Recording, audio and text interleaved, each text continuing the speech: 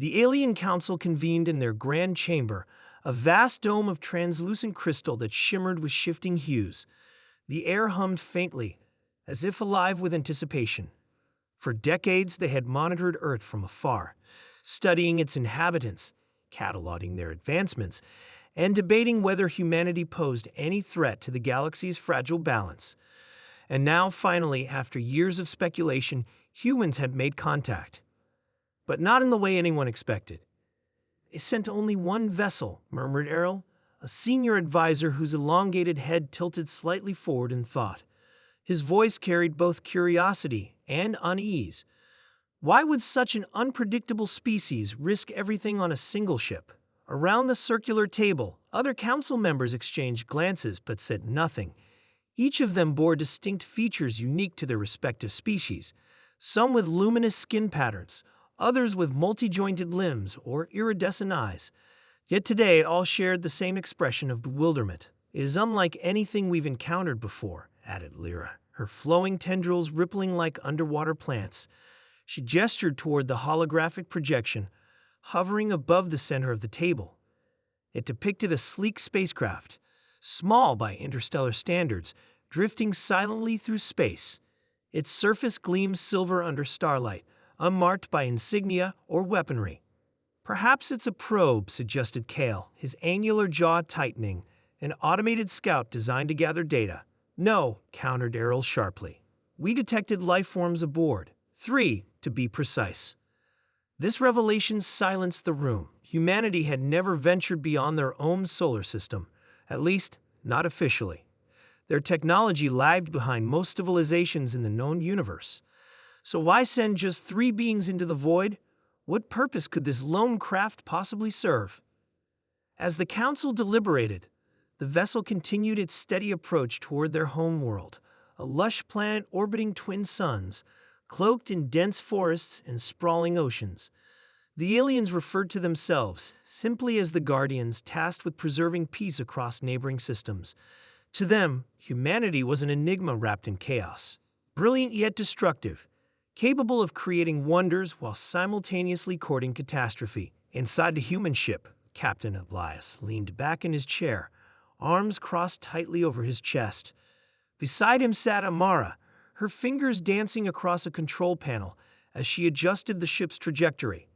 At the rear of the cramped cockpit, Theo remained silent, his gaze fixed on the viewport where the alien planet loomed larger with each passing moment. "You sure about this?" Theo asked finally, breaking the tense quiet. His voice betrayed no fear, only resolve. Elias didn't answer immediately. Instead, he stared at the glowing display in front of him, which showed the incoming transmission from the alien council. Their message had been brief, almost clinical. Asterisk, identify yourselves and state your intentions, asterisk. "We don't have much choice," Elias replied at last. "If we turn back now, we'll lose our chance. This mission, it's bigger than us." Amara glanced over her shoulder, her dark eyes meeting Theo's for a fleeting second.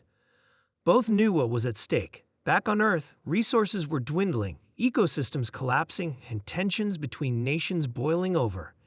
Humanity teetered on the brink of extinction, not because of war or plague, but because of its own inability to change.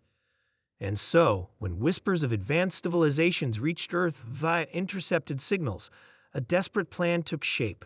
Rather than sending fleets or armies, humanity chose subtlety, a single ship carrying 3 representatives chosen for their intellect, creativity, and resilience.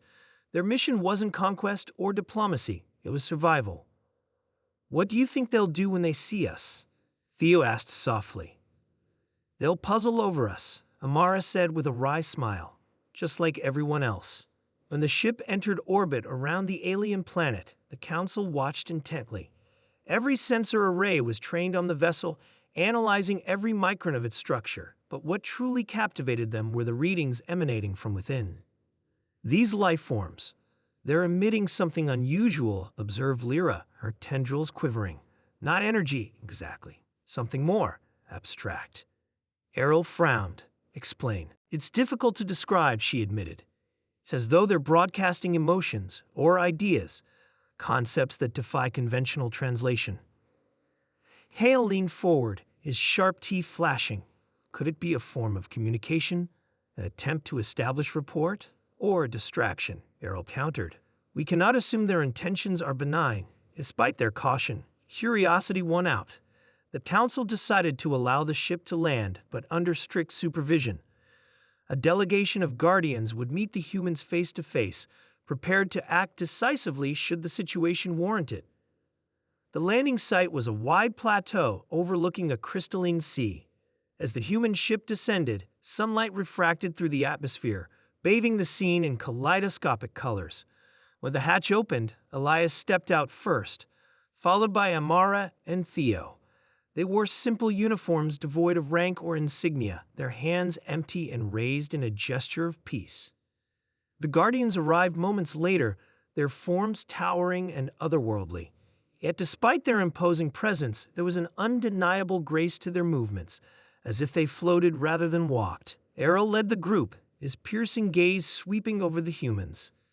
"You are aware," he began, his voice resonating like distant thunder, "that your arrival here defies all logic. Your kind has achieved little compared to others who traverse the stars.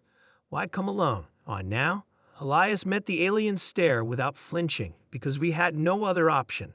Our world is dying, and we lack the means to save it.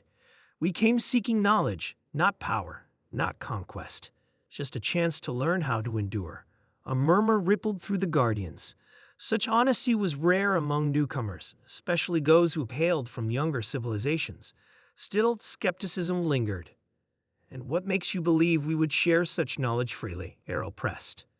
This time it was Amara who spoke, because we offer something in return, something no one else can give. With that, she extended her hand, palm upward. A faint glow emanated from her skin, swirling into intricate patterns that seemed to dance in midair. The Guardians recoiled instinctively, their sensors overwhelmed by the surge of information flooding their systems. "What is this?" Lyra whispered, her tendrils coiling inward. "It's art," Theo explained, stepping forward. "Music, poetry, stories, all encoded into a language of pure emotion. Everything we've created, distilled into essence. We call it inspiration." For a long moment, silence reigned. Then, slowly, Errol lowered his guard. "You bring us beauty," he said, his tone softer now. "A gift born not of necessity, but of imagination." "Yes," Elias confirmed. "Because sometimes survival isn't enough. Sometimes you need hope." In the days that followed, the humans and Guardians worked together, sharing knowledge and forging bonds neither side had anticipated. The aliens marveled at humanity's capacity for creation, while the humans absorbed lessons in sustainability and harmony. Though challenges lay ahead, a spark of possibility had been ignited, a reminder that even amidst uncertainty, connection could pave the way forward. And as the twin suns set over the alien horizon, casting golden light across the plateau, Elias turned to his companions with a faint smile. "They'd puzzled over why we sent only one vessel," he said, "until they saw what it carried. What it carried indeed was hope, perhaps, a future worth fighting for."